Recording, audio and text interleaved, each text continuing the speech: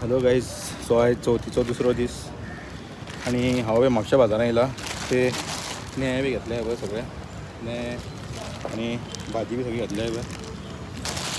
भाजी बी सगळी घेतल्या. तांबडी घेतली भाजी 5 तरेची. तांबडी, वाल पापडी, तेंडलीची भाजी घातल्या.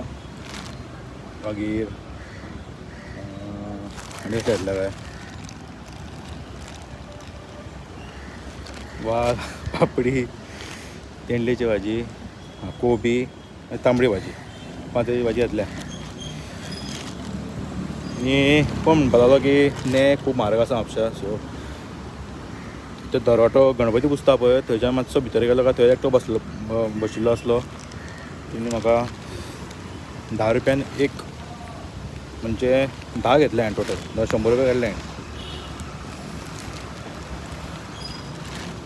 कालच्या पावसान वाज हाडलो.